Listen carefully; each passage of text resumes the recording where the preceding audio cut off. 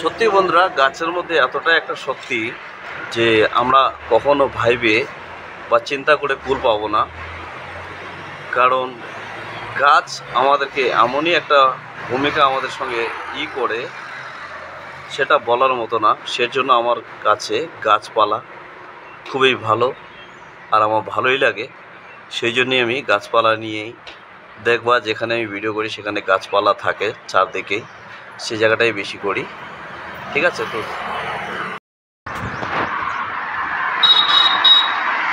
আসসালামু আলাইকুম বন্ধুরা, তোমরা সবাই কেমন আছো? আশা করি সবাই ভালো আছো। তো আজকের কথা হলো এই গাছ, এই যে গাছগুলা দেখতে পাচ্ছেন, এই গাছগুলা আমার অনেক অনেক প্রিয়। কী কারণে প্রিয় বলতে পারবেন, জিজ্ঞাসা করতে পারেন, আপনাদের মনে একটা থাকতেই পারে।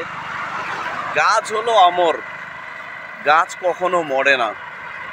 কারণ গাছ লোককে ছায়া দেয়, গাছ জমিনকে ছায়া দেয়। আর মরার টাইম হলো মরতে অনেক রকম বীজ দিয়ে বা শেকড় দিয়ে অনেক সেখান থেকে গাছ তৈরি হয়।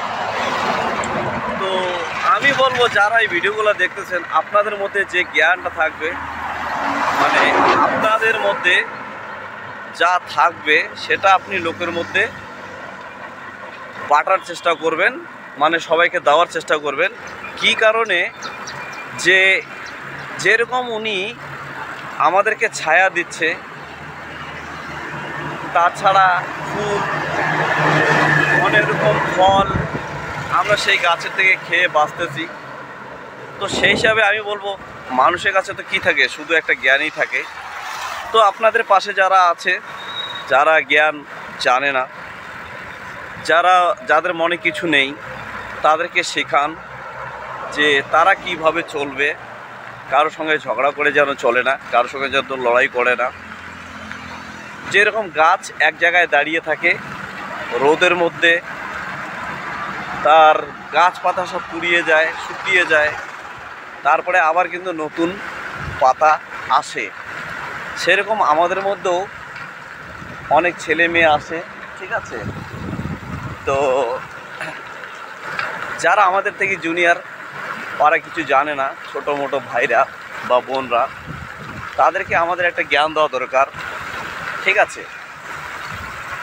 যেরকম গাছ আমাদেরকে ছায়া দিচ্ছে, বা গাছ আমাদেরকে অনেক রকম ফল দিচ্ছে, যে ফল খেয়ে আমরা বাঁচতেছি, ঠিক আমি বলবো তাদের ক্ষেত্রে যে আপনারা এই চেষ্টা করবেন এই জ্ঞানটা সবার মধ্যে দেওয়ার জন্য, যেন তারা অনেকটা শিখতে পারে আমাদের মাধ্যম দিয়ে।